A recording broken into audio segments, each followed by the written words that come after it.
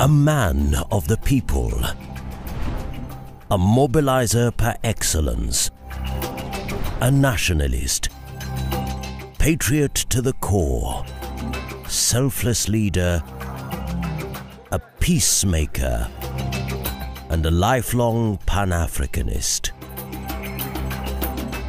Kenya's former cabinet minister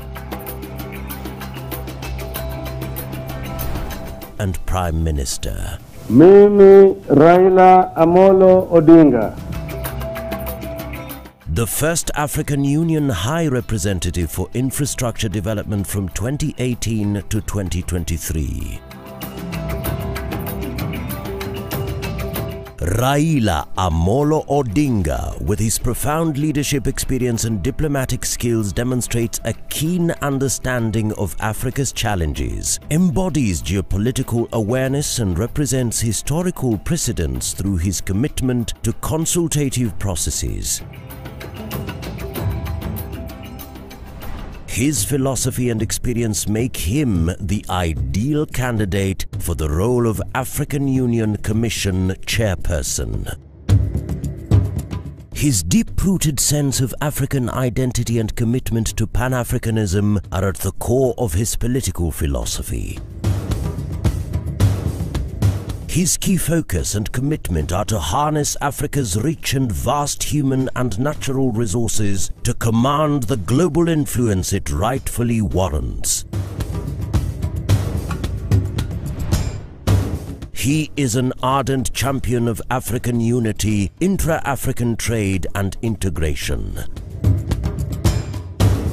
The Right Honourable Raila Odinga is a visionary, transformative and action-oriented leader who has consistently demonstrated admirable leadership qualities that will provide impetus in the actualization of Africa's priorities.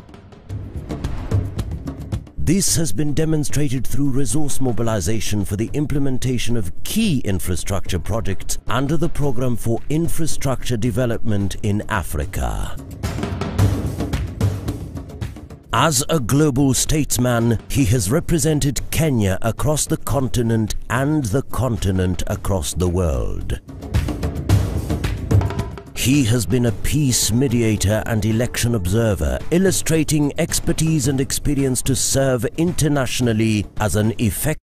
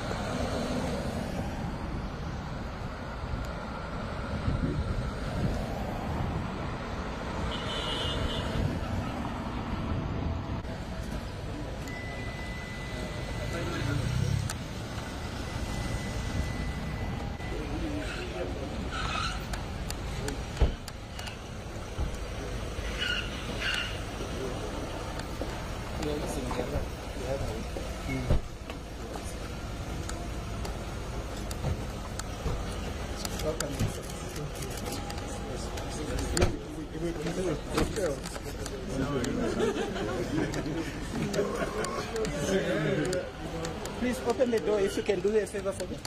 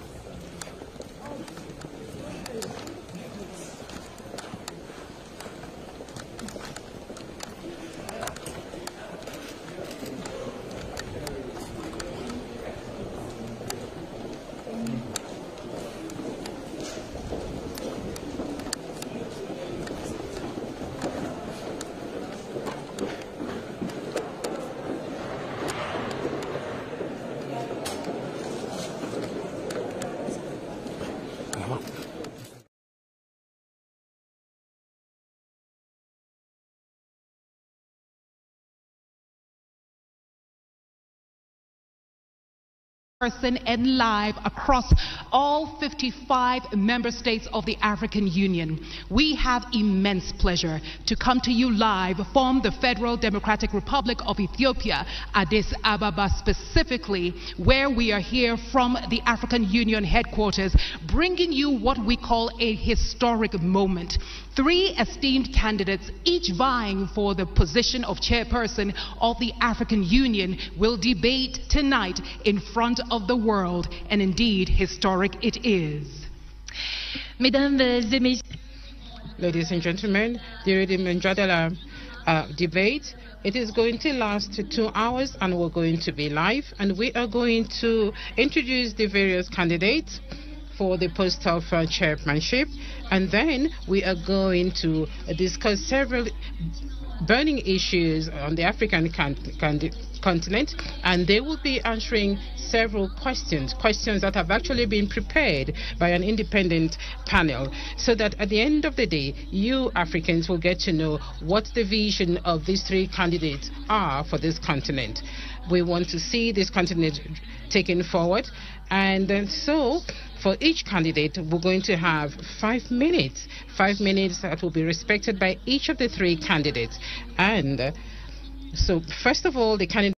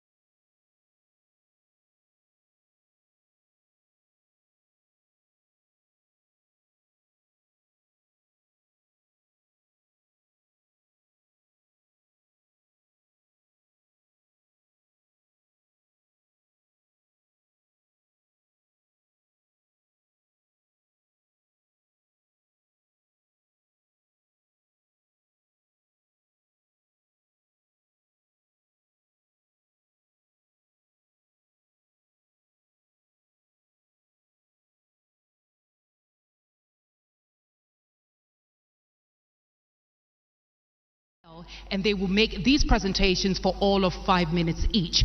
Afterwards, we go into the first round of questions, second, third, and fourth round of questions.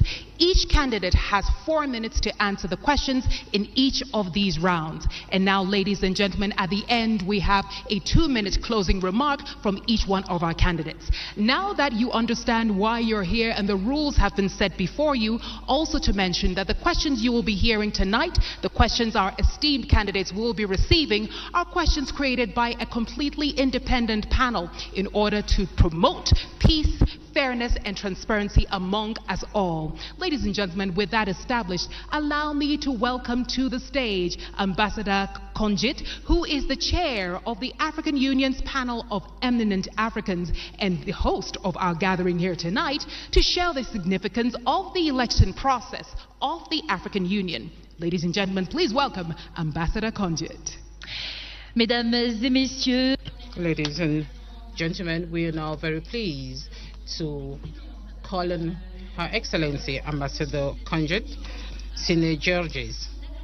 She is going to give us her opening remarks.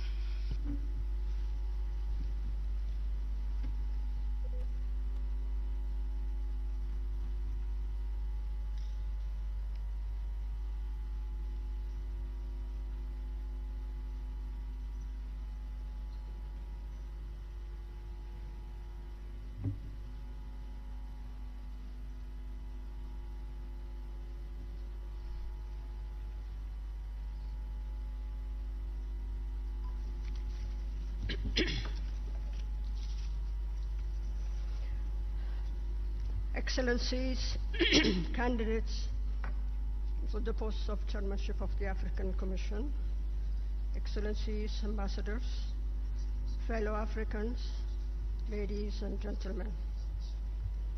Heartfelt greetings to our live audience here at the African Union Commission in Addis Ababa.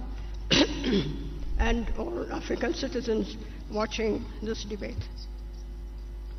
On behalf of the panel of eminent Africans, it is an honor and a pleasure to welcome you all to the 2024 Mujadala Africa Leadership Debate. Tonight's event represents a critical milestone in our collective journey towards achieving the Africa we want under Agenda 2063.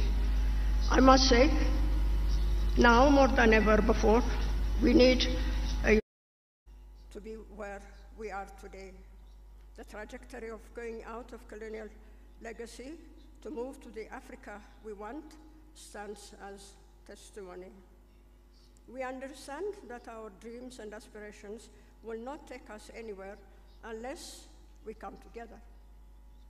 I had the immense pleasure as a young cadet of having seen the birth of the organization, the OAU, the Organization of African Unity, and followed its transformation to the African Union. I have seen their highs and lows. But one thing is for sure, if the African Union had not existed, we would have had to invent it. We have a long way to go to reach the Africa we want by 2063. The African Union Commission, our only vehicle to take us to our destination, has to be strong and fit for the purpose. We have to face together our current and future challenges, narrow inequalities, build more just and inclusive societies, resolve conflicts, in short, provide to our citizens what they are expecting.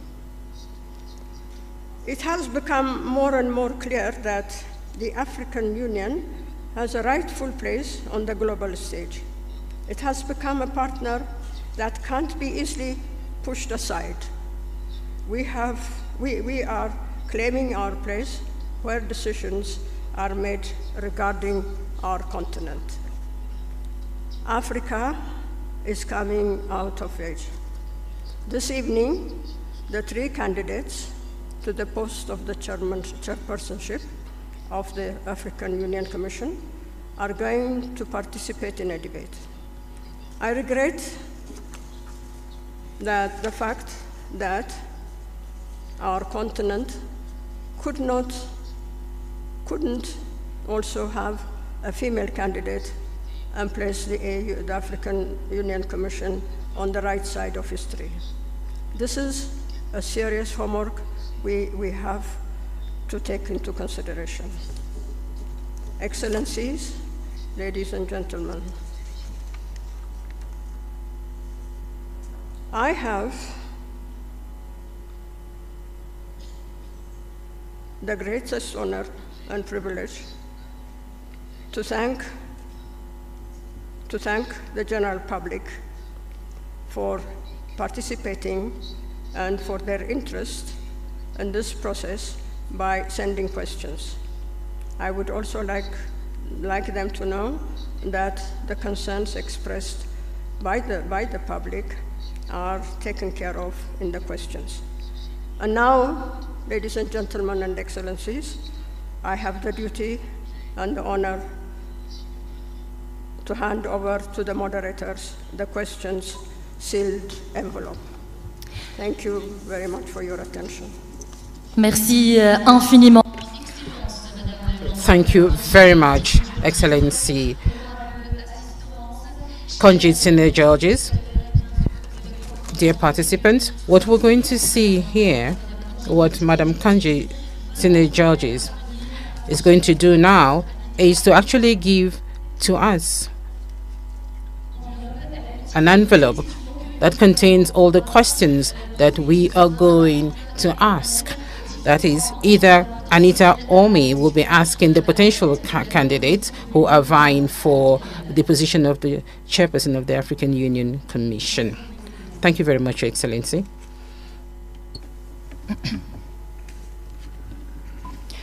Ladies and gentlemen, as Fatima has outlined, Her Excellency the Ambassador has handed over the questions that have been curated by an independent panel. As we mentioned, there will be 4 rounds, and here in my hand we have 4 envelopes sealed, and these envelopes will only be opened at the forefront of each one of the rounds.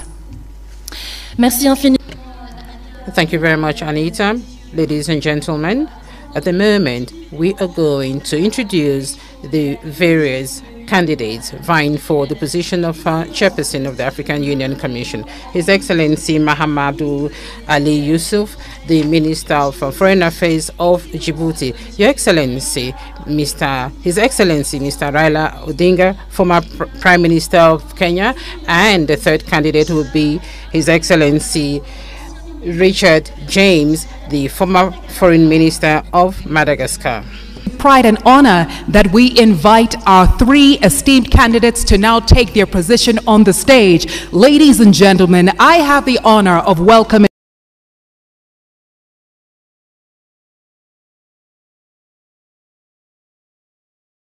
His Excellency Mahamoud Ali Yusuf, Foreign Affairs Minister, Djibouti.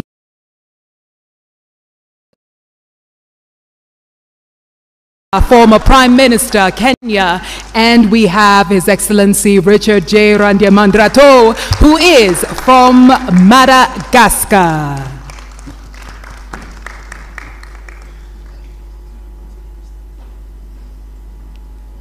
Ladies and gentlemen, with humility, I ask that you give them another round of applause. These are our candidates for the chairperson position of the African Union.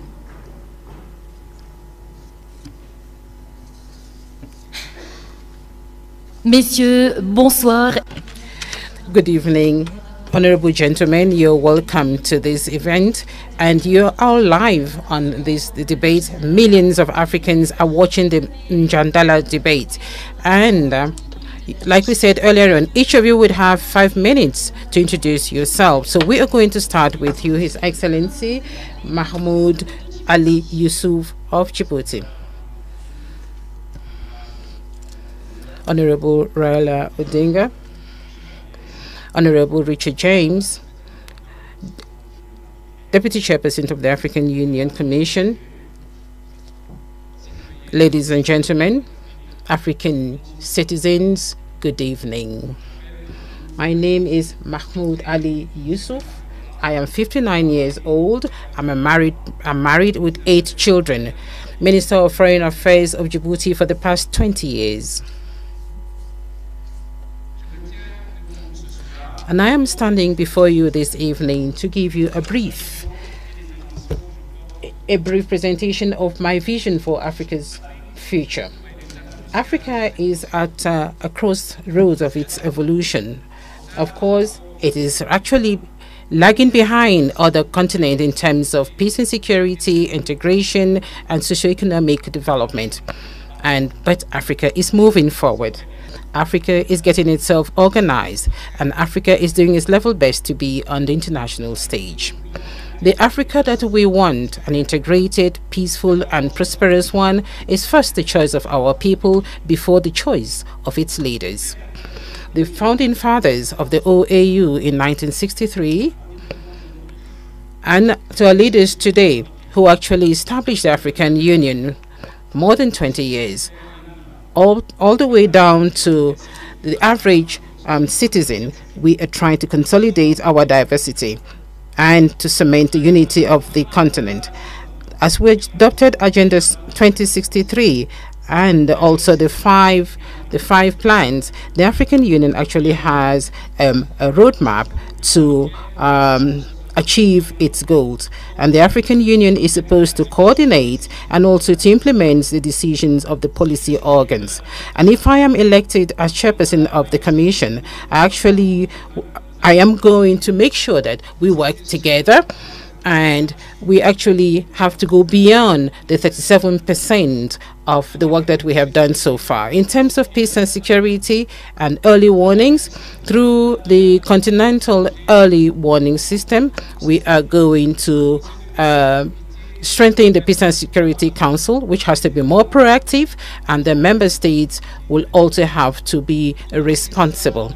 The Panel of the Wilds would be given the means to work to continue its mediation work, and I will do my level best to make sure that resources are mobilized to make the African Standby Force operational, and we can also use the African Peace Fund. And with the relevant bodies, I am going to continue or to carry out the reforms which have not been implemented today, and I'm going to diversify our financing, and I will do my best to make sure that African Union has its own financing sources. And I'm also going to boost intra-African trade. We should go beyond 80%. And I will bring down all the non-tariff barriers and facilitate the free movement of goods and persons across the continent. The place of Africa on the international stage will be one of my, and I'm going to be the voice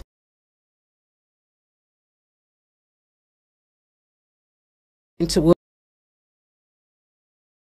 our women, of course, and the diaspora too, through knowledge, technology, in agriculture, in industry, and in the service sector.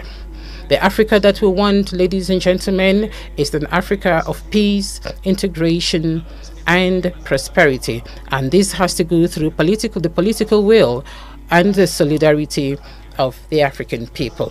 And thanks to the support of our people. And so as I stand in front of you today and in front of all the millions of Africa, I want to tell you that if I am given the chance of being the chairperson of this commission, I will do my best to make sure that our continent shines on the international stage. I thank you. Excellency Mahamoud Ali Yusuf. And now, ladies and gentlemen, I would like to invite His Excellency Raila Odinga to share his opening remarks. Your Excellency, you have 5 minutes. Thank you. Your Excellency Ambassador Konjit, my co-panelists here, His Excellency Mahmoud Ali Yusuf, and His Excellency Mr. Richard, distinguished guests, ladies and gentlemen. Good evening, Africa. Africa, hamjambo, bonsoir, salam alaikum, rahmatullah ta'ala wa barakatuh. Boa noite. I am delighted to have opportunity today to stand before you as the son of Africa. I was born in Kenya, but I'm told that my grandparents came from the Sudan. I am a father of 4, a grandfather of 5, and a husband of 1 that I know of. I am an engineer by profession, and I have been an academic. I have also been a public servant. I've been a member of parliament. I've also been a prime minister and also leader of opposition. In those capacities, I've tried to do my best, and I've gained a lot of experience in terms of management of public affairs. I stand here as an Pan-Africanist and an Afro-optimist.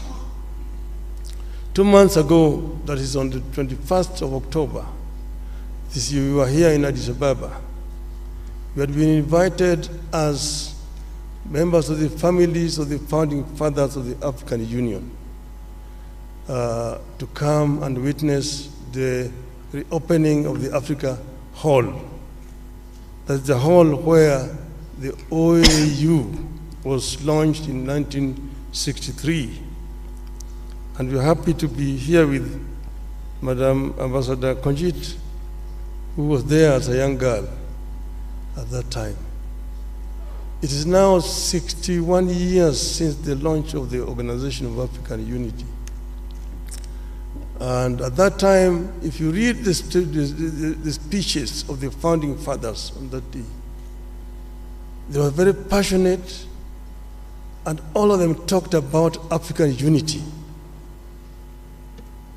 Where there was a difference was, when do we achieve this unity?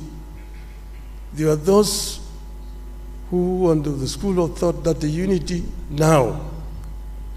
There are those who said, no, we need to be gradual in this. Let us first build the building blocks, the regional unions, which will eventually translate into formation of the African Union as a whole. But now we have they came up 50 years later with Vision 2063, which now hopes to get Africa united, one union government by 2030, and move on to attain the vision, the wishes of the founding fathers of Africa. I say that I have the experience. I've been part of this movement for changing the continent. We know that some achievements have been made. Africa is now completely liberated, but there's still work to do. And I believe that I have what it takes to get us where we want to do. In the field of education, in the field of health, in the field of value addition to the abundant wealth that we have on the continent, in the field of trade, inter-African trade. I have acted as the African Union High Representative on Infrastructure. And in this I know that we have very comprehensive programs in PIDA, Program for Infrastructure Development of the continent. What remains is action. And what I want to promise the African people is that I am going to lead from the front to ensure that we achieve the visions of the founding fathers of our continent. I thank you. Merci infiniment. Thank you very much, the candidate from Kenya, Honorable Raila Amolo Odinga. Now we're going to listen to His Excellency Randra Mandrato from Madagascar. Excellence,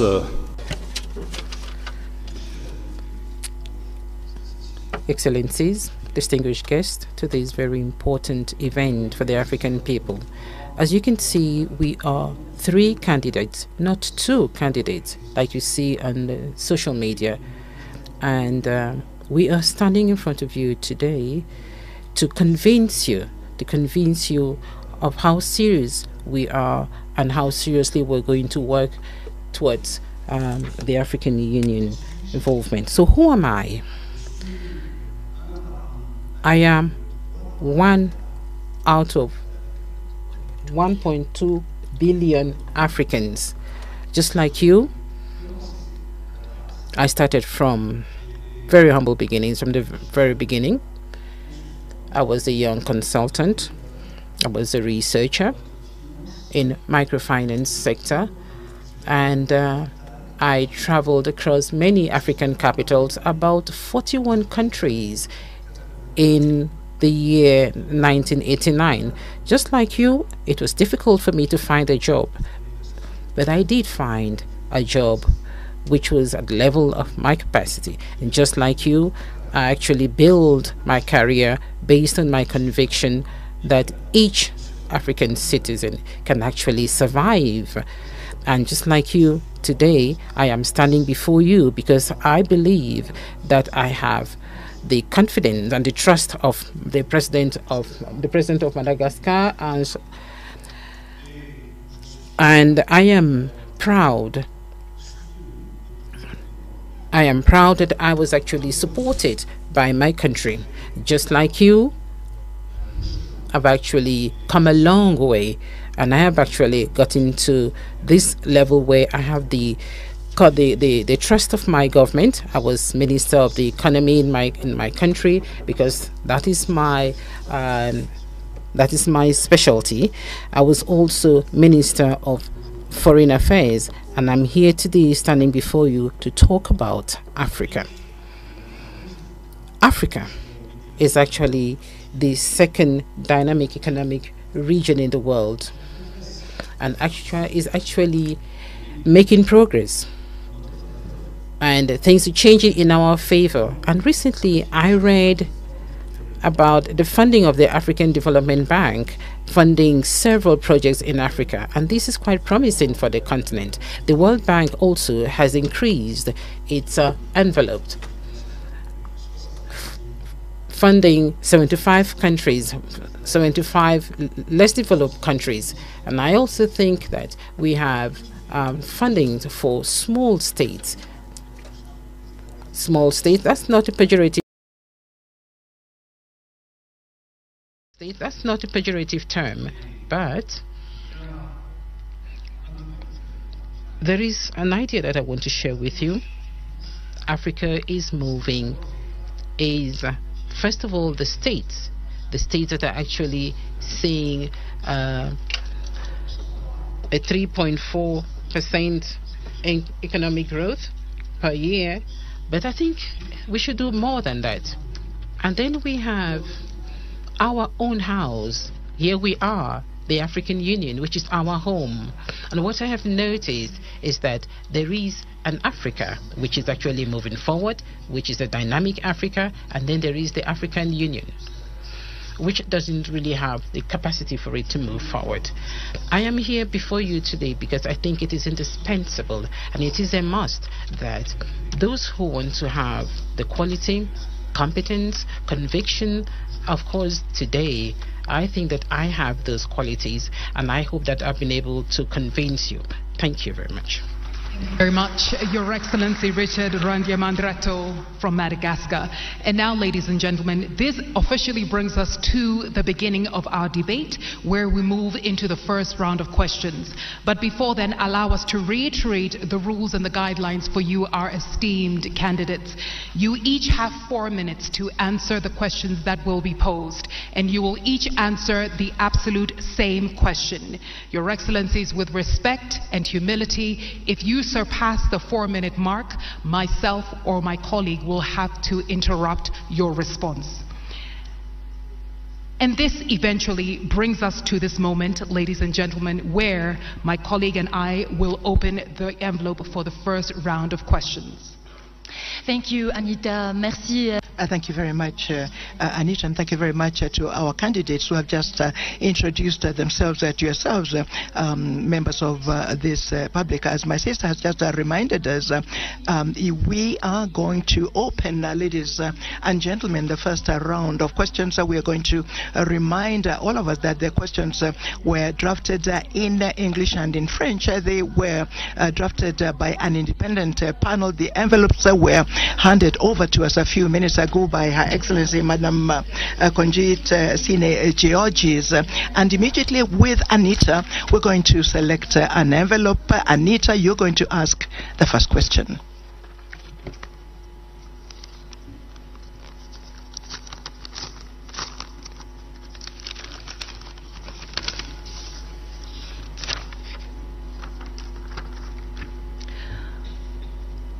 Esteemed candidates, your question in English, and after that my colleague here, Fatima, will translate in French.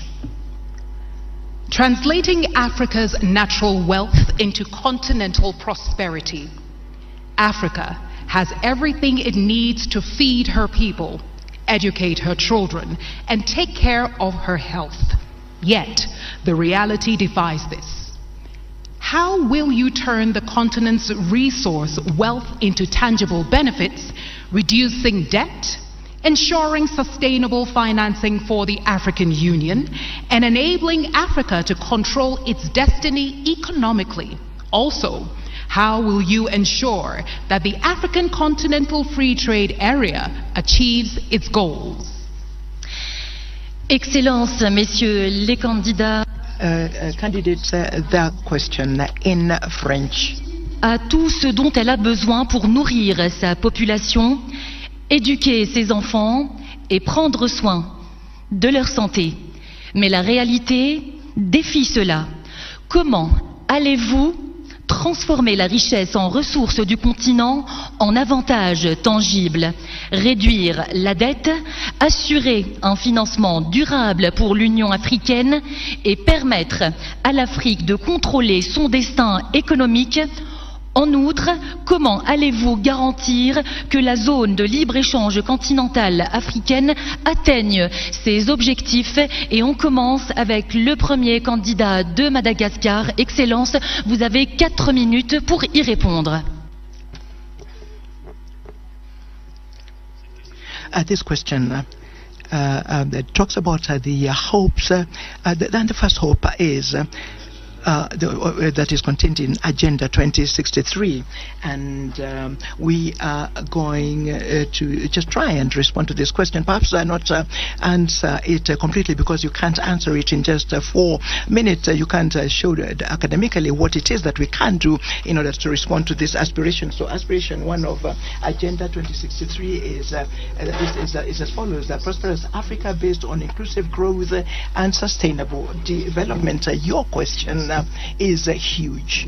How can a chairperson of the African Union Commission, with a very clear terms of responsibility, about 26 of those, and first of all, he or she has to demonstrate leadership characteristics, has to have administrative capacity, has to know protocol, has to be diplomatic. How can such a chairperson respond to emphasize the importance of continuing to develop the economy at the continental level? You did mention our joint initiative about developing trade through, in theory, liberalization of trade, liberalization of the circulation of persons throughout our continent. In theory, I say, trade can effectively become a source of economic dynamism.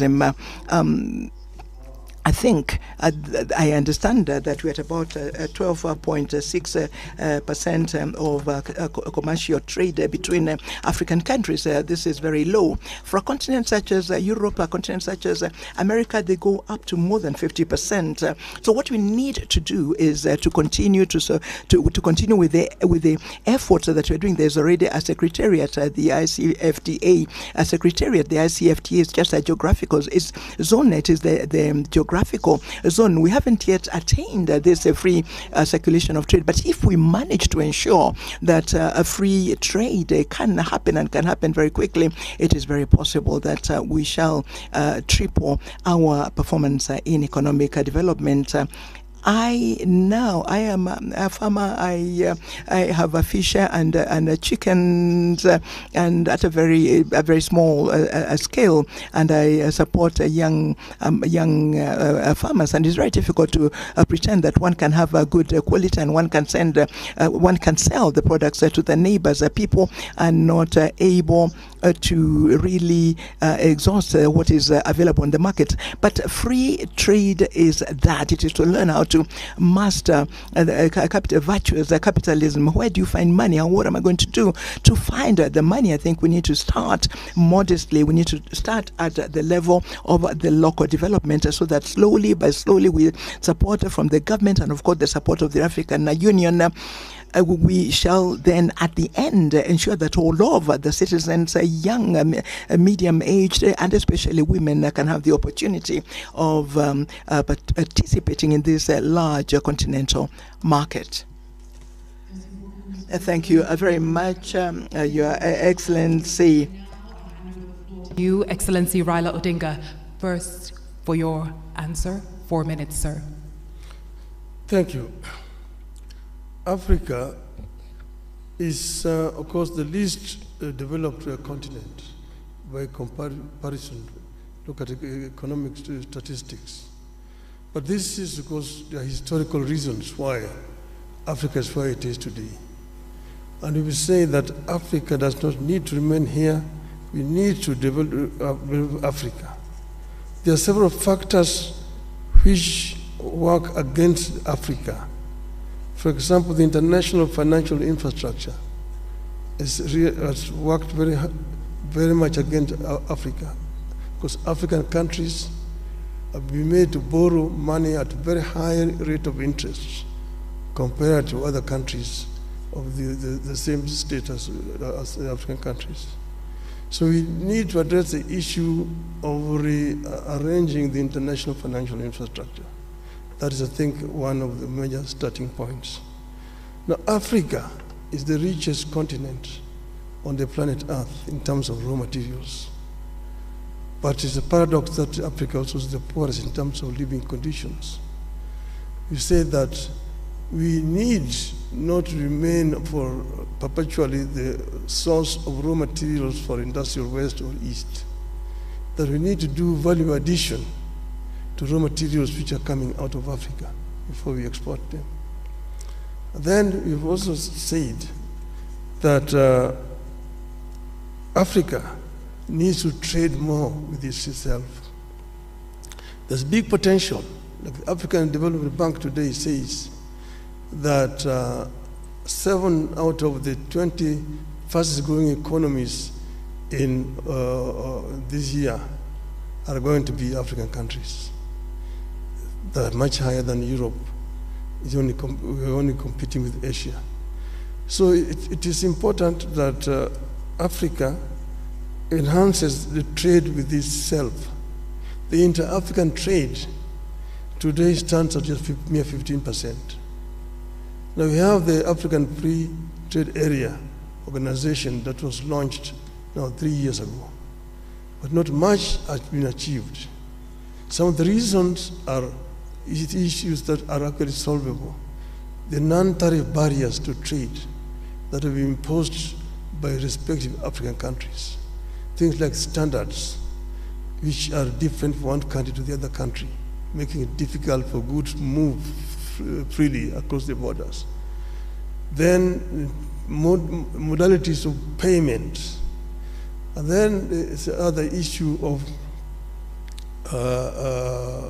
infrastructure. I worked for 5 years as the African Union High Representative on Infrastructure Development. And here is another problem, because goods cannot move freely because of lack of adequate infrastructure within the continent.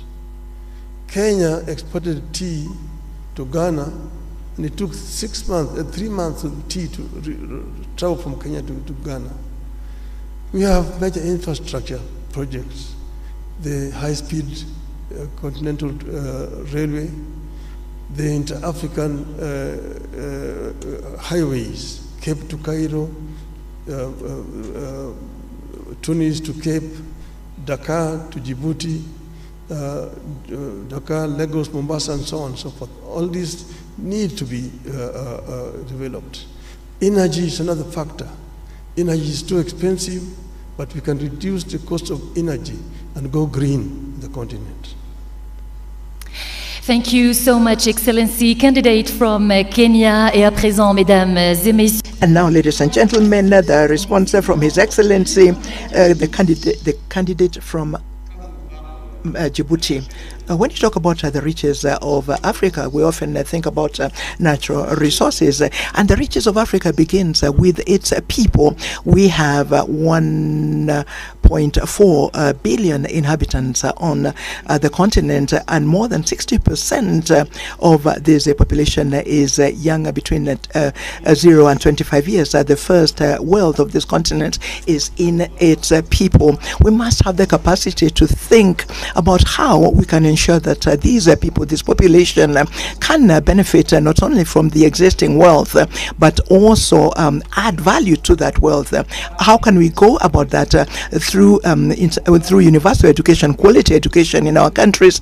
We should have the capacity of offering our citizens a free education from the primary to the university levels, and ensure that this education is spread in all of the regions of our continent and of our country. We must remove the obstacles to education. The feminine population represents 50.2%. There are still cultural obstacles. There are obstacles to the education of girls. So we must concentrate on valorizing our human resources. And then we have fertile land. What are we doing with this fertile land? We are still in many countries using very archaic agriculture. It is time to begin to develop an agriculture that I would call modern. It does exist in many countries. Look, for example, at a country such as Rwanda. Tea and coffee are actually, there's value added locally. Countries now, these raw products that we sell without adding value, we must be able to add value locally so that we can increase the wealth and also create employment. The transformation of agricultural products is a priority. So today, agriculture in many countries uses biotechnology. It uses the drip system. It uses seeds that are modified, that are quality seeds. Ethiopia uses quality seeds in order to be able to produce maize. Today, Ethiopia produces maize and wheat because of these seeds that are quality seeds. It is important to think about transforming agricultural product in place that will ensure that the people can get out of food insecurity, ensure that there is a specialized agriculture. There has to be areas of specialized agriculture, and that, I would say, is one of the steps that will lead to ensuring that this world there can be at the benefit of the population. And then we come to natural resources. I acknowledge the work by President Museveni. He has said that he will not export petrol or gas as long as there will not be a refinery in Uganda. These are the examples from African leaders who take the destiny of their people in hand so that they can actually have value added locally. Now, trade, everybody knows that it is through trade that development happens. Look at China. China and all over the Chinese economy really target production and exportation. When you add value to our products, we can become exporters. Let me talk about tariff barriers and non-tariff barriers. That is not the problem. I think that the situation must be to, first of all, protect our wealth by transforming them locally. Thank you. Thank you, Your Excellency Mahmoud Ali Yusuf. Of round one, where I'm happy to announce we have a 5-minute break, and after this break we come to round two. You have been tuned in to us here from the African Union headquarters here in Addis Ababa, and we are bringing to you Mjadala Africa Leadership Debate 2024 with our 3 esteemed candidates vying for the position of chairperson of the African Union. Merci infiniment, cher candidat. Thank you very much, candidates, for having answered to the first question of the first round. Ladies and gentlemen, there's still 3 rounds to go in which you will all participate. And we're going to take a break of 5 minutes. We'll come back immediately after. Thank you very much for having listened to us. Thank you.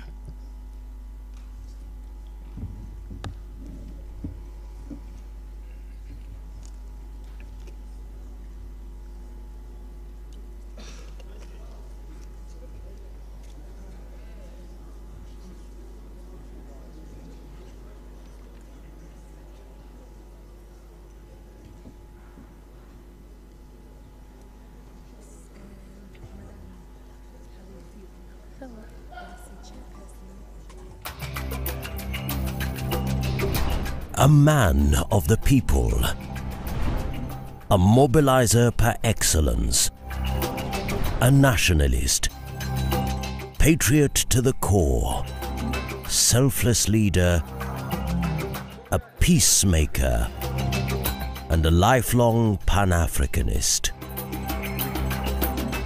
Kenya's former cabinet minister and Prime Minister. Mimi Raila Amolo Odinga. The first African Union High Representative for Infrastructure Development from 2018 to 2023. Raila Amolo Odinga, with his profound leadership experience and diplomatic skills, demonstrates a keen understanding of Africa's challenges, embodies geopolitical awareness and represents historical precedents through his commitment to consultative processes. His philosophy and experience make him the ideal candidate for the role of African Union Commission chairperson. His deep-rooted sense of African identity and commitment to Pan-Africanism are at the core of his political philosophy. His key focus and commitment are to harness Africa's rich and vast human and natural resources to command the global influence it rightfully warrants. He is an ardent champion of African unity, intra-African trade and integration. The Right Honourable Raila Odinga is a visionary, transformative and action-oriented leader who has consistently demonstrated admirable leadership qualities that will provide impetus in the actualization of Africa's priorities. This has been demonstrated through resource mobilization for the implementation of key infrastructure projects under the Programme for Infrastructure Development in Africa. As a global statesman, he has represented Kenya across the continent and the continent across the world. He has been a peace mediator and election observer, illustrating expertise and experience to serve internationally as an effective advocate for Africa. In his tenure as Prime Minister of Kenya, he oversaw the national budget and implementation of fiscal policies that enhanced transparency and efficiency in public spending. He introduced performance contracting in the government, significantly improving public service delivery. Honourable Raila Odinga's leadership roles have consistently involved managing and leading diverse teams across different cultural and political contexts. As AU High Representative for Infrastructure Development, he led a team of advisors from various African countries, fostering a collaborative environment that leveraged cultural and political diversities. He has a proven track record of championing the voices of the underprivileged, building consensus among stakeholders from diverse backgrounds, and ensuring that policies and projects reflect the collective aspirations of the African peoples. The Right Honourable Raila Odinga is committed to harnessing Africa's youth's potential and has championed the adoption of technology in various capacities throughout his career. His role at the African Union involved promoting the integration of digital solutions in infrastructure projects such as the Continental High-Speed Train and Smart City initiatives. To align Africa to Agenda 2063 and usher the continent into a new era of shared prosperity, there is no better leader other than the Right Honourable Raila Amolo Odinga. We're very happy to work with you this afternoon as moderators of this debate. For those who have just joined us, I'd like to remind you that just a few minutes ago we listened to answers to the first round of questions with their Excellencies Mr. Mahmoud Ali Yusuf, the Minister of Foreign Affairs of Djibouti, His Excellency Raila Amolo Odinga, former Prime Minister of Kenya, and finally Honorable Richard Randriamandrato, former Minister of Foreign Affairs of Madagascar. And we are coming right back to the second round of questions. Anita. about to start the round 2 of our debate here, Mjadala Africa Leadership Debate, where we are witnessing and listening to 3 esteemed candidates, each vying for the chairperson position of the African Union Commission. Earlier on, we heard their thoughts on issues such as the African Continental Free Trade Area, and now we're moving into the second round. And if you're just joining us, we're beaming live from the Federal Democratic Republic of Ethiopia, Addis Ababa to be specific. Et pour ouvrir le deuxième round, mesdames. To start the second round, ladies and gentlemen, honorable participants, we're going to open a second envelope so that we can see the question that was prepared by an independent panel for this debate. Let me remind you, ladies and gentlemen, that the questions were drafted in 2 languages, in French and then in English. So, Your Excellencies, the candidates, your question is this. In spite of the hopes of the African Union to silence the arms between now and 2030, the conflicts continue to take place. How would you go about proposing African solutions so that you can ensure that there is a prevention, management, and a resolution that are effective and sustainable of conflicts? And how would you accelerate the advance of Africa towards a permanent seat in the United Nations Security Council? That's your question. Whose aspiration to silence guns by 2020, conflicts persist. How will you foster African solutions to ensure effective and durable conflict prevention, management, and resolution?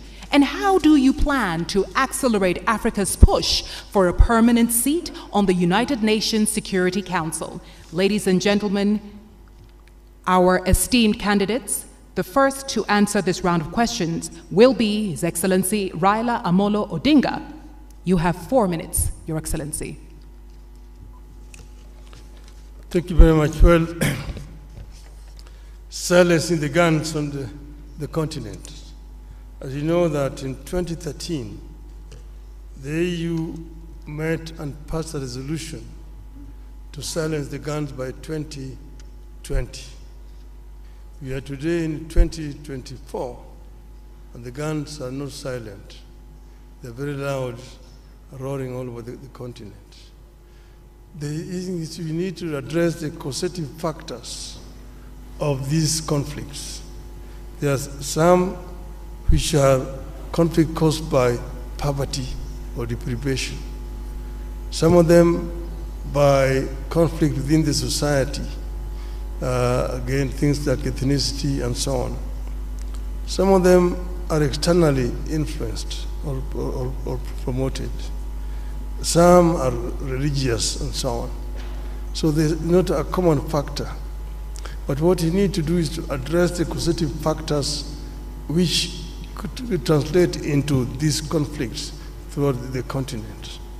And this is what I will do myself. First, as you know that our African countries are not at the same levels of development.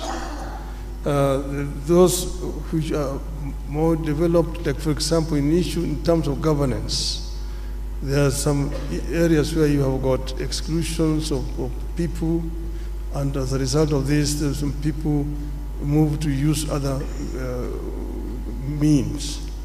We need to find a way of creating an environment for dialogue within our societies so that we can be able to prevent these differences, conflict ending up into violent confrontation between the various groups.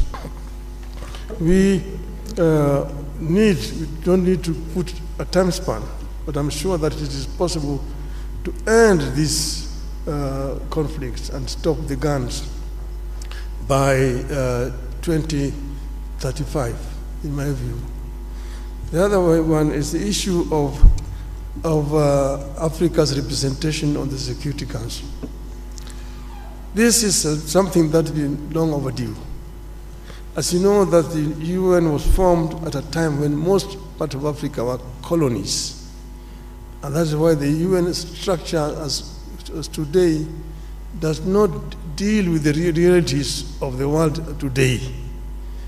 And the situation where you have 5 countries sitting in the Security Council with veto powers, and Africa is not represented, a continent with 1.4 billion people, is not tenable and it's not accessible. And that's why I'm not going to talk about Africa's representation, but we're going to insist that Africa must get 2 permanent seats in the UN Security Council. This is only fair, because we are a continent of 55 sovereign nations. We cannot be excluded when Europe has got 3 permanent representations on the Security Council. Permanent representation with the veto powers is a must for Africa. And this I'm going to insist when I'm elected. If the heads of state of Africa sees fit that I should lead this, I will work together with all the leadership of the continent to ensure that the continent gets a fair treatment on the international scene. Thank you so much, Excellency. Candidate from Kenya. Et maintenant, mesdames et messieurs. And now, ladies and gentlemen, the response from His Excellency, the candidate from Djibouti, His Excellency Mahmoud Ali Yusuf. Silencing the Guns is a flagship program, one of the 15 that our leaders have endorsed years ago.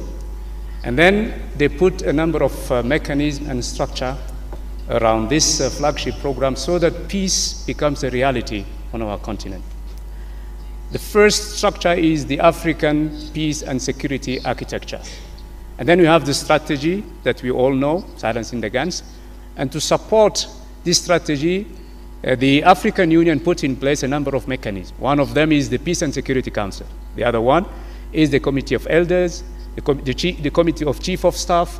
We have the Peace Fund, and we can rely on every kind of mechanism. So why is peace is not, let's say, a reality on the ground on our continent? There are a number of reasons. One of them is the political will of countries. We have to be outspoken and frank. We make decisions at the Peace and Security Council level. These decisions are not implemented. Our Peace and Security Council is not proactive. It is reacting to crises when they occur and happen. This has to change. And I'm sending a message to our member countries saying this has to change. The number 2 problem that we have to face is our standby forces. We have them on the papers. Of course, sometimes we can mobilize them, but they lack resources. We are still relying on foreign partnership for our resources. Let me give you an example. AMISOM. Since 2007, ATMIS has been financed by the European Union and the United Nations, up to 2.7 billion euros. Now, financial resources are critical. Why should we have the money so that we can operate on crisis ground on the continent? Because without money, we cannot deploy our standby forces. Without money, even the committee of mediators cannot go and discuss with the stakeholders. They sometimes wait for the tickets, the per diems, days and days and days. It's very critical that the Peace Fund, in which we have $400 million, that the Commission and the PRC, get to the compromise situation where that money could be used for peace on the continent. So far, only the interest of the 400 millions are used. And I'm really shameful when I say, DRC have been given 1 million for peace, issues through this fund. And they have given to, I don't know, another country 1.5 million. It has to change. We need the authority from the member countries so that we can use this money, the $400 million, to keep peace on our continent. There are so many other bottlenecks that needs to be handled very quickly. But money is one of them. The Peace and Security Council mission is the second problem. And then we have a third one. This one also has to be underline very seriously. When a crisis happens, I give you the example of Somalia. I've been around for some time. I've been dealing with this problem for many years. When there is no unity of purpose between the countries around this country, neighboring countries, this country will never stand on its feet. That's what we are experiencing today in the Sudan.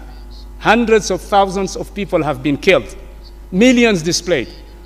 Neighboring countries are still fighting on the Sudan, and the African Union and IGAD are watching. Sorry, sir, your time is up. Okay, sorry, because I can talk hours about this issue. No problem, sir. Thank you so much for your contribution. And ladies and gentlemen, as a reminder, especially to our esteemed candidates, if you go beyond the time, I will be forced to interrupt, and I don't want to do that, so please forgive me. May we kindly have our last candidate, His Excellency Randriamandrato, to respond to the question. Your Excellency, the floor is yours. Faire taire les armes. Silencing the guns and issues relating to peace and security in general actually are due to so many things. It's not like turning on a switch or switching it off, not on and off a switch. No, there are several factors that have to be taken into consideration, and that is the reason why the African continent and the African Union have been challenges to silence the guns. But we have to resolve our conflicts peacefully, and this is one of the principles of the African Union, just like the principle of non-interference. So this is an aspect that we all have to actually look at. When exactly do we talk about non-interference or non-indifference, and how do we use them to silence the guns? But that is the situation in which we find ourselves in. And if I am chosen by the heads of states and government as chairperson of the commission, I will make sure that the African Union Commission would actually work towards resolving our conflicts peacefully, because we have that in the Constitutive Act of Africa, of the African Union. So we have the Peace and Security Council, we have the Peace Architecture of the African Union, but we also have the United Nations Security Council. And then bilaterally, we've got efforts that are underway, and we've heard about progress in some areas, in some regions where we have long-standing conflicts.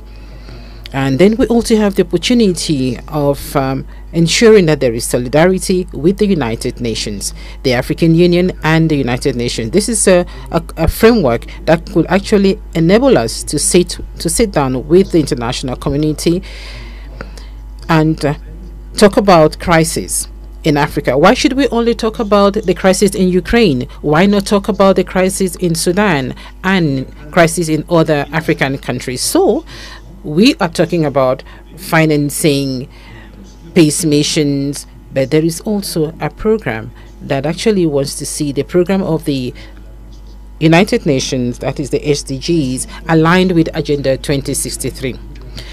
And then we also have the 10-year plan of our public institutions in charge of working at a national level, but we are talking about the justice systems in our respective countries.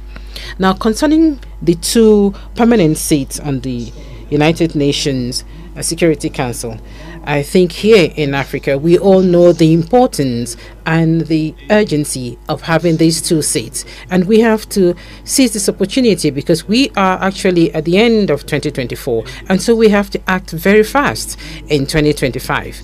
And this should be the mantra of the African Union in 2025. And so, of course, we have to make sure that we can actually speak with one voice on the choice of who will represent Africa on the United Nations Security Council. It's not going to be easy. It will be up to the heads of states to decide who will be the continent's representative. And I will conclude to say that, like this morning, I read in the newspapers the problem between Ethiopia and Somalia, and this was being resolved by Turkey. The mediator is Turkey. Let us be responsible. Let us be serious. The African Union should be that person doing the mediation. Thank you. Thank you very much. Thank you very much, candidate from Madagascar. Ladies and gentlemen, this is the end of our second round. And without any transition, we are going to step into the third round and we are going to discover the question. Anita, you have the floor. Now, ladies and gentlemen, we move into the third round. Once again, if you're just joining us, these questions have been formulated by an independent panel, and the questions will be open and seen only at the beginning of the round, as I'm doing right now. Esteemed candidates, on the topic of reviving Pan-Africanism and countering external influence, Pan-Africanism is declining, and external powers and internal divisions challenge Africa's integration efforts. What specific steps will you take to rekindle the spirit of Pan-Africanism, counter big power politics on the continent, mobilize African countries behind a common integration agenda, ensure resource self-reliance, and position regional economic communities at the center of this process? Chers candidats, Distinguished candidates, your question is as follows in French. L'africanisme est en déclin et les puissances extérieures et les divisions internes remettent en cause les efforts d'intégration en Afrique. Quelles mesures spécifiques comptez-vous prendre pour raviver l'esprit du panafricanisme contre la politique des grandes puissances sur le continent, mobiliser les pays africains derrière un programme d'intégration commun, assurer l'autonomie en matière de ressources et positionner également les communautés économiques régionales au centre de ce processus? Et nous allons commencer tout de suite avec le candidat. And we will start with the candidate of Djibouti to provide his answer. You have 4 minutes. First and foremost, we have to understand that we are living in a world which is multipolarized world. This is a world that is actually multipolarized, and this world would not provide space for a continent or countries that do not have the right economies, the military strength, the capacity that is required, and mostly that continent or country that is not on the world stage. This is a reality. So what can we do? What should we do? I think it is very important that the Global South should actually take action. And in the Global South, it is Africa that actually has to stand out. And how is Africa going to stand out? If we do not represent much in terms of global trade, you cannot actually sit around a table where decisions are being taken for the destiny of the world. And so integration is, I would say, an obligation, is a must. When we talk about obligation, it is important that the AFCFTA should actually be functional. It is important that intra-Africa trade be developed, and it should go beyond 18%. It is important that African countries should actually use their own resources. And so Africa has now a seat and the G20 table. We want to congratulate South Africa for chairing the G20 next year. And so it is important that the African Union Commission should be working hand in hand with the African Union to actually make sure that Agenda 2063 is a priority item on the agenda of Agenda 2063 of the G20. Africa has to be also on the UN Security Council. Just imagine 80% of the issues discussed at the UN Security Council is African problems. When we talk about security issues, who do we talk about? Africa. When we talk about food insecurity, we also hear Africa, Zimbabwe, Botswana, Ethiopia, Kenya, Somalia. They have actually been victims of natural disasters, but we are not the ones polluting the world. So the African Union should also be fully involved in the COP discussions. the COP discussions should also be held here in Africa. So a strong Africa has to be an Africa that is present on the global stage. We have to see that Africa has to be part and parcel of the global south, and this is what we have to do. And I'm going to make sure that our commission is going to work to ensure that Africa is part of the global south. Integration is a long-winded effort. It goes through solidarity. We are not working among ourselves. We are not speaking to one another as neighbors. We'd rather trade with non-African countries because we have non-tariff barriers, because our currencies are not convertible. Our currencies are not convertible. If I want to trade in birr with Ethiopia and Ethiopia wants to trade in francs, definitely there is loss of money. So we should have a payment and compensation system in Africa. We have to mobilize resources between 5 and 10 billion so that this compensation system is functional. Are we going to have a single currency in Africa? Why not? That is possible. Her Excellency Randy Mandrato, it's your turn, sir. 4 minutes. Je ne pense pas. Well, I do not think that Pan-Africanism is actually dying out. No, because Pan-Africanism is in us. We are Pan-Africanists. You cannot erase the history of this continent, the history which also includes the efforts of our diaspora. So Pan-Africanism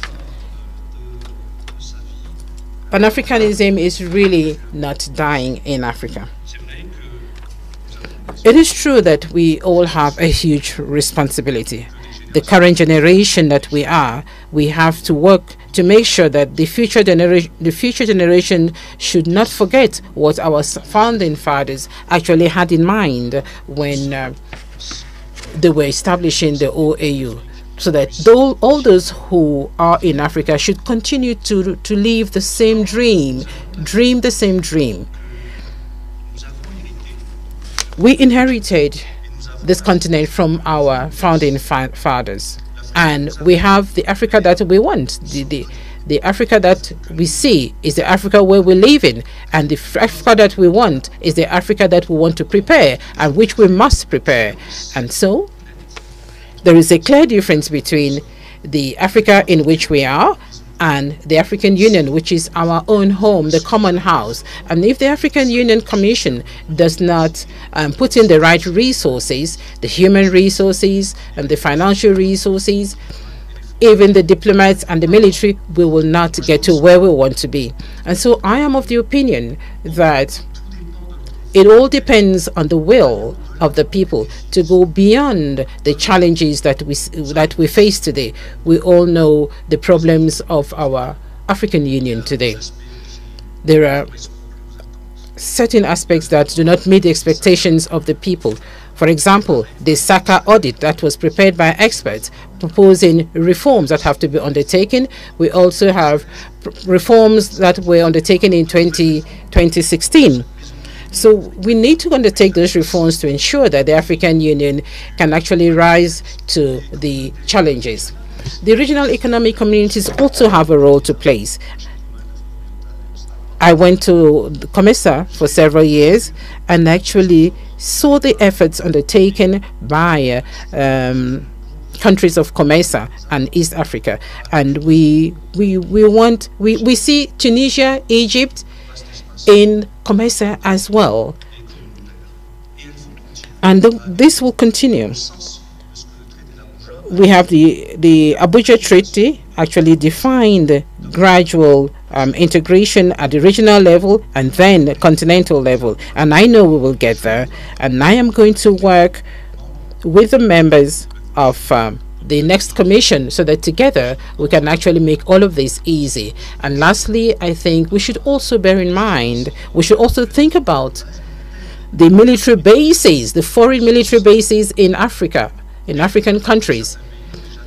Some countries have already started to take their own destiny in their hands in terms of their security. We should be brave enough, we should actually have that courage to make sure that we can actually stand out there as adults that can actually take their destiny in their own hands. Foreign military bases in Africa, we do hope that in a few years' time, those military bases will be a thing of the past, because this military base is actually a source of conflict. Thank you.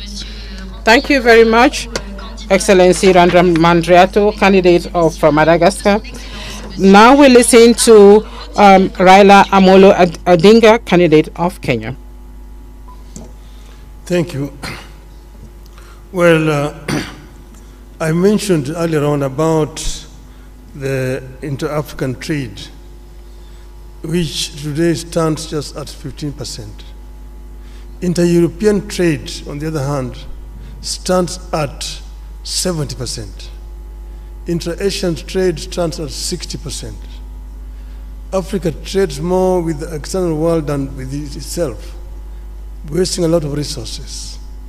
Now, how did Europeans come from behind and leapfrog and overtake Africa? That is something that we need to ask ourselves. But here we need to now look forward to see how we can be able to make use of this huge domestic market that we have. We have a population of 1.4 billion people. And that is what has helped China. China did two things. One was to train the younger generation, the youth, so that they had a very highly skilled manpower. And when they liberalized their economy, the manufacturing unit in the West rushed to China. If you go to China, for example, take the automobile, the Ford, the Jeep, the BMW, the Mercedes, the Toyota, the Nissan, they're all there in China. And because there was cheap, highly skilled, cheap labor. Secondly, cheap raw material. The raw materials which they were actually getting originally from Africa. And that is how China has managed to develop a 600 million people middle class. Africa can be able to fill the gap which is being left down there by China by actually coming together and opening up. So we need to come together as Africa and create an African market which will be able to attract investors to come to our continent. Africa is the youngest continent in terms of population. 70% of our population is below the age of 35. That is a big bonus. It can be a bonus or it can be a curse. If the youth are not empowered, given requisite knowledge and skills, they become a drug to society, drunkards, drug addicts, and criminals. But empowered, they become a real source for wealth creation. It is a pity today that many African youths drown in the Mediterranean trying to seek greener pastures in Europe because you have not created conditions that can retain them here. Now we are saying that we want to create a situation where every African youth must be connected to the internet, and using the artificial intelligence and information technology, we can be able to give this youth opportunity to work anywhere in the world when they're staying here on the continent. This is something that we are going to address, empowerment of the African youth, and together with the African woman, so that we create a workforce that will be helped in terms of wealth creation on the continent. This will enable Africa to leapfrog and to catch up with the rest of the world. I'm saying that I want to be a vehicle to be used to help Africa to get there. We will work together with all the leadership in the continent so that Africa moves. Thank you, Your Excellency. Thank you very much, Your Excellency Raila Odinga, finishing us on the third round. And now we move into the fourth and final round, and I give my sister the opportunity to open the envelope and tell us what the first or the last question rather is. And ladies and gentlemen, as a form of a reminder, after this we have a quick break, and after the break each of our esteemed candidates will have 2 minutes to share their closing remarks. Fatima. Dear candidates, your question is this one. The implementation of the key reforms at the African Union that were decided by the Assembly of Heads of State and Government has come to a standstill, and which has a negative impact on the structural stability and the financial viability of the Union, and also on the lack of the African Union to have an impact. Were you to become the chairperson, what new approaches would you adopt to reinvigorate the implementation of these reforms, rationalize the programs of the African Union, and strengthen its effectiveness in the long term? Under the topic of implementing of reforms agreed under the Assembly Decision 635, the implementation of key African Union reforms decided by the Assembly of Heads of States and Governments has stalled, with an adverse impact on its structural viability and financial sustainability, and the AU's focus on a few high-impact public goods. If you become chairperson, what new approaches will you introduce to reinvigorate the implementation of these reforms, streamline the AU's agenda, and strengthen its long-term effectiveness? Et j'invite à présent le candidat. I'd like to invite the candidate from Madagascar to respond first. First of all, we have to begin by bringing back order to our shared home, the African Union. I think this is the highest priority. The mandate of the chairperson of the commission as a whole is last 4 years. So that is a very short period of time to be able to change from top to bottom what needs to be changed in terms of institutional reforms of the African Union. So one must begin by bringing back order. I did mention a short while ago the recommendations of the SACA audit. I also mentioned the reforms that have already been proposed in 2016. There would be other reforms. What needs to be done were I to become the chairperson of the union would be to review the documents, and one cannot forget history. One cannot ignore history. I don't think we could. We are at the end of a process. We are at the beginning of a new process, and the outgoing team did what they were able to do with the resources that they had at their disposal. And I would like to thank the outgoing chairperson of the commission, Mr. Faki, and his entire team. And were I to be elected chairperson of the commission, I would work, of course, with the chairperson, because it will be a lady chairperson. Now, these reforms have to be prioritized. There are reforms at the level of the financing of the African Union. There are reforms in terms of mobilization of strategic partnerships. There are, of course, issues that have to do with the effectiveness in the area of peace and security. So we have to prioritize the reforms. Yet, once again, 4 years is too short a period of time. It is therefore important to review objective by objective. Strategic objective is what I mean of the 10-year plan 2024-2032. And since it was my responsibility in COMESA, one can perhaps plan for strategic planning over perhaps 2-3 years, which strategic planning would make it possible for us to identify the urgent issues and to align the financing of these issues. The 10-year plan does not allow one to do this, and maybe were we to have a strategic plan, we could perhaps be more specific and address the matters that need to be addressed urgently in the way of reforms. And I also think, as I said a short while ago, that the organs of the African Union, beginning with the Conference of Heads of State and Government, but also the committee of the PRC, the Permanent Representatives Committee, with the Pan-African Parliament and the other organs, all the organs of the African Union, should agree on the speed they should work at, so that at the end of the day the reforms become visible, become tangible, and that the citizens of the continent can appreciate the effectiveness of a new the effective of the new African Union led by a new team. Thank you. And now I yield the microphone to you, Excellency Raila Odinga. 4 minutes, sir.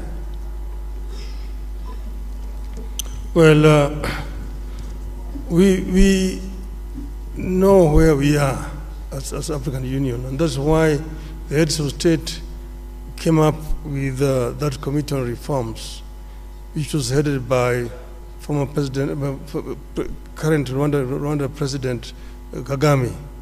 The chairmanship has now been passed over to Honorable William Ruto, President of Kenya. I have had long discussions with President Kagame when he was chairing that committee, because I was working as a high representative of the AU on issues of infrastructure. And I know the kind of frustrations that you feel working that way. I know that 93% of the resolutions that are passed by the heads of state at the assembly are never implemented. Now, there's some of them are resolutions which were probably not necessary. Some of them are not implementable, but majority of them are just not implemented. Some have to do with the structure and management of the AU at the headquarters. I'm not trying to pass any judgment here because I know that Mr. Faki has worked very hard to try to make the organization move forward. The other one has been the issue of funding, which has been a major challenge, and look at other alternative sources of funding. When I was there as high rep on infrastructure development, we came up with a proposal to set up an infrastructure fund for Africa, and using the African resources, because many of African countries have got a lot of money in sovereign funds, from which the AU can actually borrow without having to pay so much high interest. And this will help AU actually to spearhead the process of constructing some of these infrastructures. I mentioned the Trans-African Railway network, Lagos to Cairo, the high speed. Then you have got Beira in Mozambique to Lobito in Angola and Walvis Bay in Namibia. Then you have got the LAPSET, which will come from Lamu in Kenya, running through South Sudan, Central Africa to Karibi in Cameroon, to create a land bridge that opens the interior of Africa and gives these landlocked countries in the continent access to the sea. So some of these are possible, but we need to think out of the box and ensure that most of these reforms which are being proposed are implemented. We were talking about energy, which is a very major issue. And we have got the Grand Inga in the Congo, which can actually power the entire continent with power pools, southern power pool, eastern power pool, central, western, and northern power pool. That will help us to lower the cost of energy in the continent. That would be a revolutionary change on the continent. Then you've got the connectivity, fiber optic connectivity, open skies, opening up the skies for movement of people, and then visas. To do visas is a big issue. Many African businessmen cannot travel across the continent because they don't have visas. Excellency, I'm really sorry to interrupt you. Les 4 minutes se sont écoulées. Nous allons maintenant suivre. We are going now to listen to the response from the last candidate for this round, the candidate from Djibouti. Let me start by paying tribute to our heads of states who have endorsed those reforms in 2017. And then the champion for those reforms was His Excellency President Kagame, and he passed the responsibility to President Ruto. Now, there are a number of reforms that have already been implemented. We have to recognize that. The size of the commission We had 10 commissioners, chairperson, deputy chairperson, and 8 commissioners, and it has been reduced. We have what we call a golden rule in terms of managing the staff and the personnel. I'm still waiting for the SACA program to be implemented. I hope that this hot potato will not wait for us, one of us, when we'll be elected. But I hope that the SACA process will be implemented. It is about the personnel, the staff. We have moved from a lot of short contract employees to a permanent contract. That's very important. If you want to create loyalty, you want to create the ownership within your staff and personnel, you have to make them happy. They need to have a permanent contract, and it is in the SACA program. Now, the biggest bottleneck of the reforms is the financing. Our heads of state said we will pay 0.2% of eligible import to the Commission. Only 17 countries, 17, are applying and abiding by that rule. It has to change. I'm not going to impose that on our leaders. It's not my intention, but I will advocate for it. It's very important to have, that particular issue of mobilizing and fostering financing be resolved immediately. Then, our experts, there is a unit in the African Union Commission called the Reform Unit, led by Mr. Makoko, a very able African expert. But there are so many reforms that have not been implemented. One of them is PAP, the Pan-African Parliament. It's still a consultative organ. When is the Pan-African Parliament will become a legislative organ? They have passed in 2014 a protocol. Only 15 countries ratified that protocol. And this is one of the major reforms that we have to implement. Then we have on the judicial sector, the Court of Justice, the Commission of Human Rights. Sometimes they are fighting on issues. The Court of Justice do not open its doors to nationals, to African citizens, to NGOs. They are complaining. I am hearing complaints about the African citizens with regard to the Court of Justice. And then they are fighting who is doing what, the Commission of Human Rights. These reforms have to be implemented. And the Bureau of Liaison, a liaison bureau. We have so many on the continent. That's double use of those bureaus. Time is running, time is flying. So we have to rationalize. How can you imagine that you have 3 bureaus in the same region? And we're saying we should have the golden rules for management. And whenever we want to touch one of the bureaus, it's a political matter. It's useless, but it is a political matter. The country that is hosting the bureau is saying, you won't touch it. It has to change. It needs leadership. It needs understanding, negotiation, but it has to change. If you want to change things, we have to be frank and outspoken. We have to be, really tough when it comes to be tough, and lean when it comes to, we have to do it. We have to do it. Yes, sir, your time is up.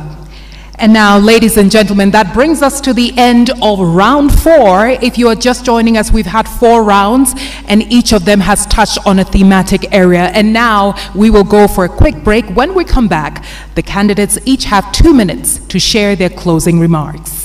Mesdames et messieurs, nous remercions bien. Ladies and gentlemen, we'd like to thank our dear candidates for having responded to the last question of the 4th round of this Mjadala Africa Leadership Debate of the African Union. Thank you very much for staying with us. We'll come back in a few minutes. We're going to take another short break, and after the break, each candidate will have 2 minutes to make their closing remarks. See you in a short while.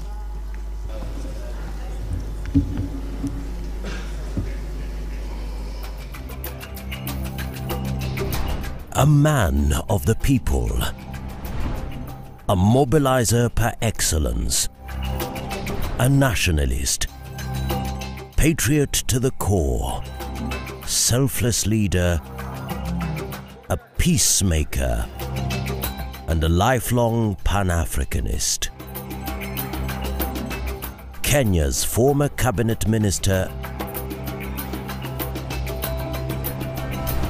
and Prime Minister. Mimi Raila Amolo Odinga.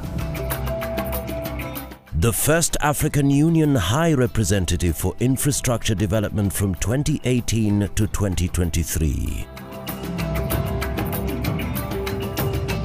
Raila Amolo Odinga, with his profound leadership experience and diplomatic skills, demonstrates a keen understanding of Africa's challenges, embodies geopolitical awareness and represents historical precedents through his commitment to consultative processes. His philosophy and experience make him the ideal candidate for the role of African Union Commission chairperson. His deep-rooted sense of African identity and commitment to Pan-Africanism are at the core of his political philosophy. His key focus and commitment are to harness Africa's rich and vast human and natural resources to command the global influence it rightfully warrants. He is an ardent champion of African unity, intra-African trade and integration. The Right Honourable Raila Odinga is a visionary, transformative and action-oriented leader who has consistently demonstrated admirable leadership qualities that will provide impetus in the actualization of Africa's priorities. This has been demonstrated through resource mobilization for the implementation of key infrastructure projects under the Programme for Infrastructure Development in Africa.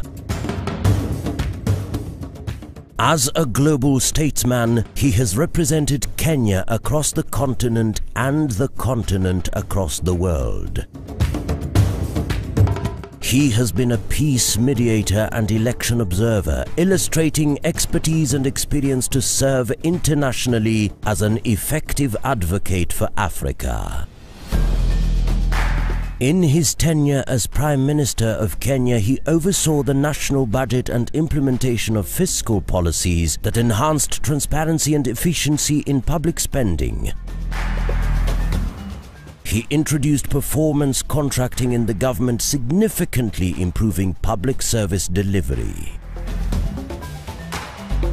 Honourable Raila Odinga's leadership roles have consistently involved managing and leading diverse teams across different cultural and political contexts. As AU High Representative for Infrastructure Development, he led a team of advisors from various African countries, fostering a collaborative environment that leveraged cultural and political diversities. He has a proven track record of championing the voices of the underprivileged, building consensus among stakeholders from diverse backgrounds, and ensuring that policies and projects reflect the collective aspirations of the African peoples.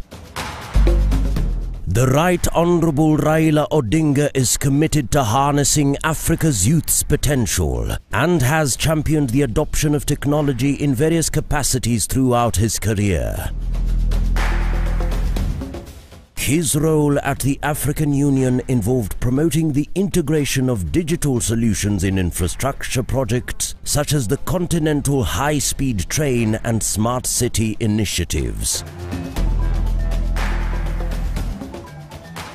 To align Africa to Agenda 2063 and usher the continent into a new era of shared prosperity, there is no better leader other than the Right Honourable Raila Amolo Odinga.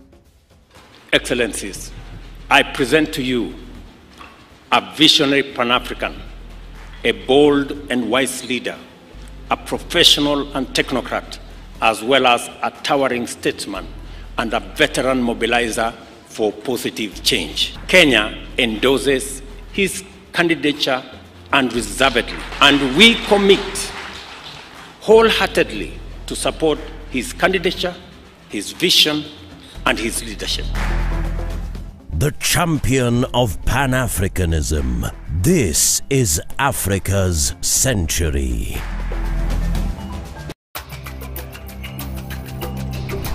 A man of the people, a mobilizer par excellence, a nationalist, patriot to the core, selfless leader, a peacemaker, and a lifelong Pan-Africanist.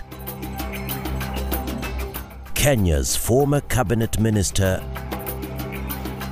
And we want to say a special thank you to our audience around the world. The questions you sent truly informed the kinds of questions that we then asked our panel here. And we are very happy that you were very involved. It goes to show that indeed the Africa we want is in your hands and that you are actively involved in doing this together. And now, ladies and gentlemen, we are back to our last session. My name is Anita Erskine and I'm joined here by my colleague Fatima Sharif, who is our French speaker. Merci beaucoup. Thank you very much, Anita. Ladies and gentlemen, thank you very much for being with us for this final lap of the Mjadala Africa Leadership Debate of the African Union. You have listened during the debate, the questions that were raised, the answers that were given by the different candidates, and we're coming to the end of the debate. And so, Anita, we're going to listen to the closing remarks to the candidates. So thank you very much, Fatima. Candidates, you each have 2 minutes to share your closing remarks, or better still, your last words. We will start this round with His Excellency Raila Odinga. Thank you. I am delighted to have the opportunity to address our people of Africa. And as I've said, I am ready to work for Africa. There are reforms that will be necessary so that AU can work more effectively. One of these reforms will be financial reforms, so that we are able to bring in the African private sector into the funding. I mentioned also the issue of sovereign funds that we can use. We can create a fund that will enable AU to do all its money work. Then there's issue of 0.2% of the duty, which only 17 countries are remitting. I will work to ensure that all the countries can pay their dues to the Union. This is what happens in the European Union, and that's why European Union is able to even fund African Union. It's a shame. We can be able to fund this organization out of our own resources on the continent. And this is what I'm going to try to do. And I said that I am ready on day one when I'm appointed. I will not need any kind of induction. I'm ready to work for the continent. And I will offer my best. The days of Africa have come. The African lion will begin to roar and tell its Asian tiger counterpart and the European bear and the American jaguar that this is going to be Africa's millennium. 2000. Dear candidate, I'm really sorry to interrupt you once again, but these are the rules of the debate. Nous allons maintenant, mesdames et we are going now, ladies and gentlemen, give 2 minutes to the candidate of Djibouti closing remarks.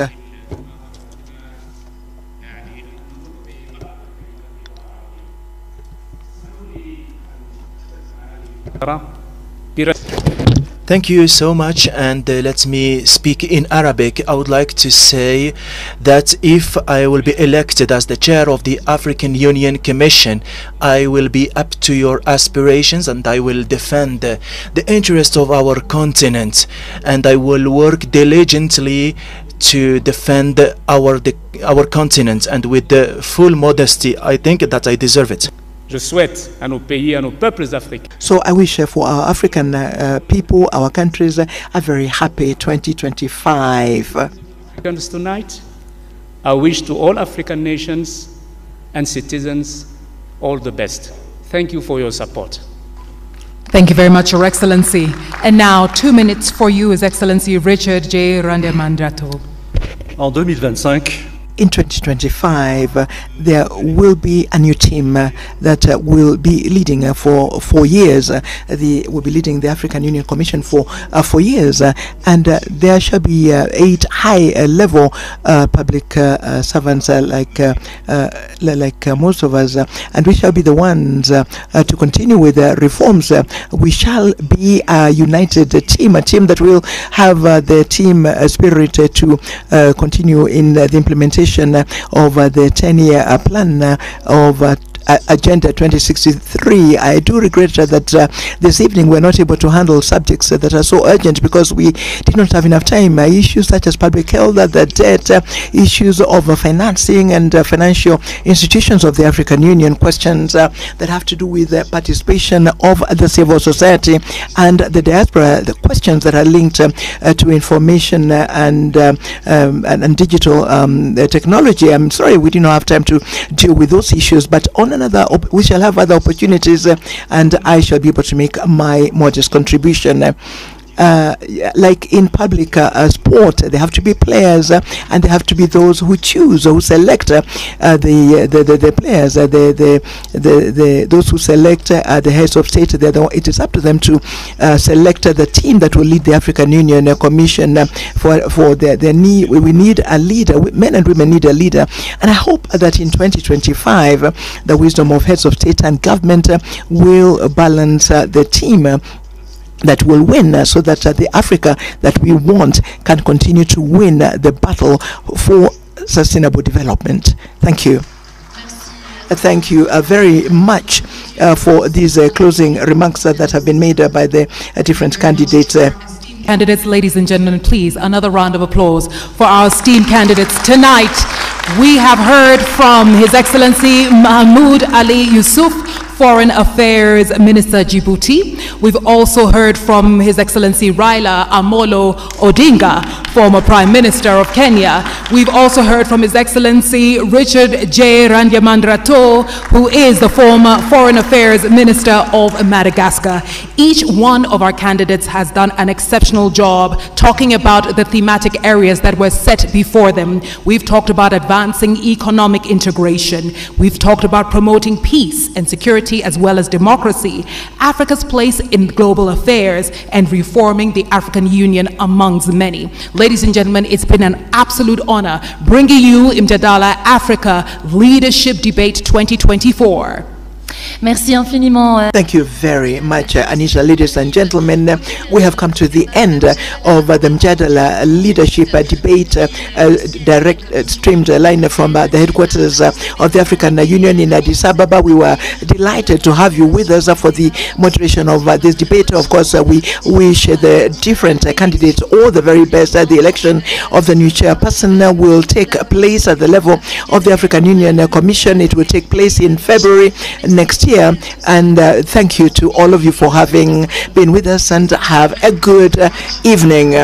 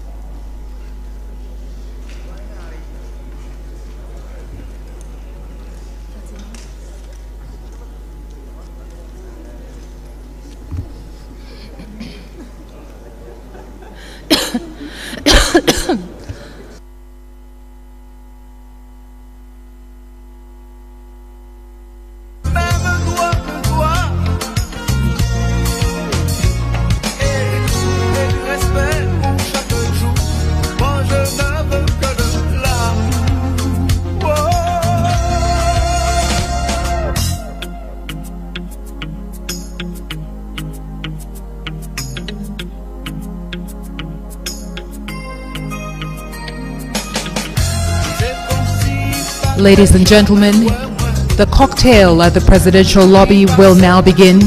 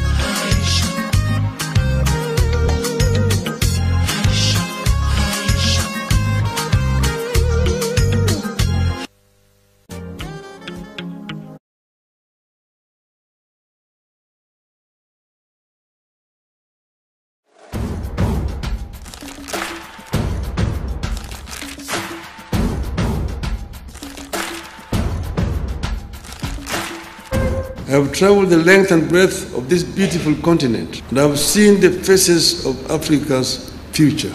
I understand the continent, and I see the faces of our children, full of hope and energy, and unbound by the borders of yesterday. I dream of an Africa where those borders and colonial languages no longer divide us.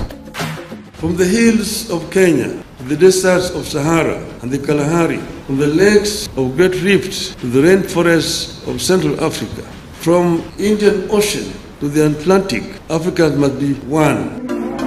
I believe in the story of the African lion. The lion is an African animal, is a king of the jungle. The Cameroonian national soccer team is called the Indomitable Lions. The soccer team of Senegal is called the Lions of Teranga. The soccer team of Morocco is called the Atlas Lions. Here in Eastern Africa, we call it the Simba, king of the jungle. When the king roars, the jungle listens.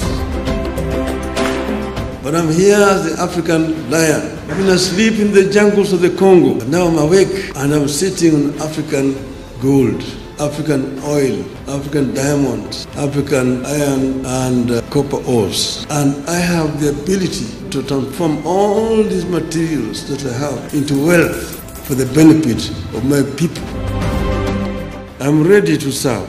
My heart is ready, and my hands are steady, and with your support, I shall get the opportunity to be of service to Africa, the cradle of mankind. I am made in Eastern Africa for Africa.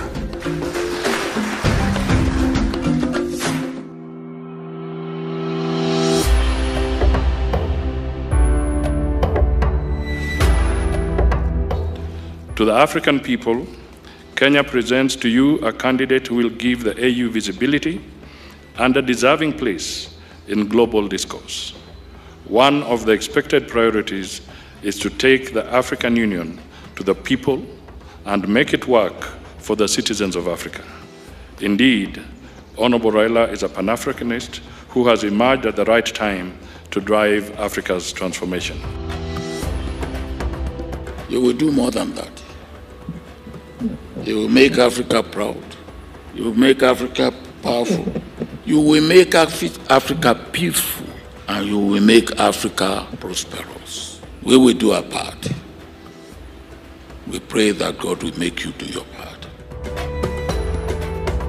We are gathered here as Pan-Africanists to endorse the candidature of Right Honorable Raila Odinga to bid for the African Union chairperson. As a chairman of the East Africa community, I strongly appeal to the region to rally behind Right Honorable Odinga, adopt him as the region's candidate. Let us talk to our friends across the continent so that Right Honorable Odinga can be the next chairperson of the African Union. It is with all this in mind that the government of the United Republic of Tanzania endorses the candidature of Right Honorable Raila Amolo Odinga for the position of chairperson of the African Union Commission. Tanzania knows Odinga as Pan-Africanist leader who believes not only in the promise of African integration, but also in its practicality. Excellencies, with Right Honorable Raila Odinga, we envision an African Union that is ever strong, that is championing Africa's socio-economic development, and that ensures Africa's voice takes center stage globally. I am here to support the candidature of Raila Odinga. On behalf of Uganda, because he is a convinced Pan-Africanist. The Honorable Raila Odinga is a celebrated statesman whose longevity in leadership has been sustained by an unrelenting devotion to democratic change as the foundation of sustainable freedom and prosperity. Kenya endorses his candidature unreservedly. I am confident that he will give his utmost and do all it takes to make Africa proud and Africa powerful.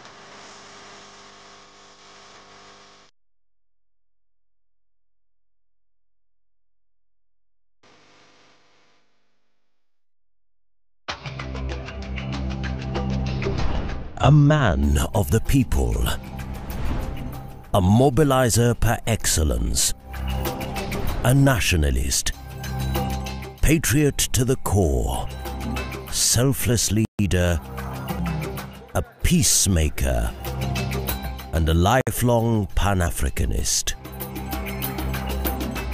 Kenya's former cabinet minister and Prime Minister.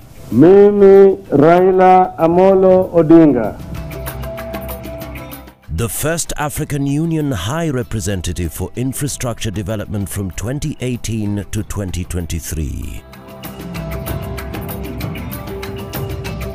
Raila Amolo Odinga, with his profound leadership experience and diplomatic skills, demonstrates a keen understanding of Africa's challenges, embodies geopolitical awareness and represents historical precedents through his commitment to consultative processes.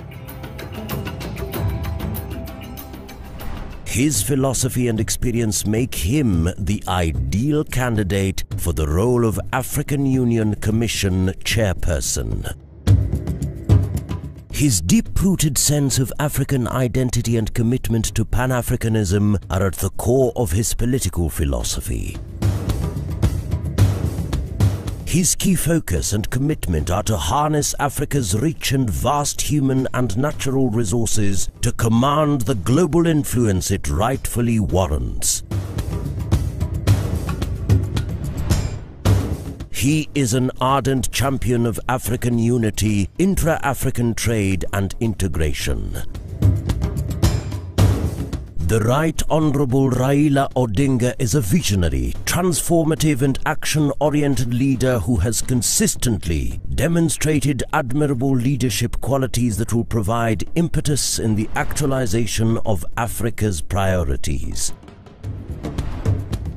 This has been demonstrated through resource mobilization for the implementation of key infrastructure projects under the Programme for Infrastructure Development in Africa. As a global statesman, he has represented Kenya across the continent and the continent across the world. He has been a peace mediator and election observer, illustrating expertise and experience to serve internationally as an effective advocate for Africa. In his tenure as Prime Minister of Kenya, he oversaw the national budget and implementation of fiscal policies that enhanced transparency and efficiency in public spending. He introduced performance contracting in the government, significantly improving public service delivery. Honorable Raila Odinga's leadership roles have consistently involved managing and leading diverse teams across different cultural and political contexts. As AU High Representative for Infrastructure Development, he led a team of advisors from various African countries, fostering a collaborative environment that leveraged cultural and political diversities. He has a proven track record of championing the voices of the underprivileged, building consensus among stakeholders from diverse backgrounds, and ensuring that policies and projects reflect the collective aspirations of the African peoples. The Right Honourable Raila Odinga is committed to harnessing Africa's youth's potential and has championed the adoption of technology in various capacities throughout his career. His role at the African Union involved promoting the integration of digital solutions in infrastructure projects such as the Continental High-Speed Train and Smart City initiatives. To align Africa to Agenda 2063 and usher the continent into a new era of shared prosperity, there is no better leader other than the Right Honourable Raila Amolo Odinga. Excellencies, I present to you a visionary Pan-African, a bold and wise leader, a professional and technocrat, as well as a towering statesman and a veteran mobilizer for positive change. Kenya endorses his candidature unreservedly, and we commit wholeheartedly to support his candidature, his vision, and his leadership. The champion of Pan-Africanism. This is Africa's century.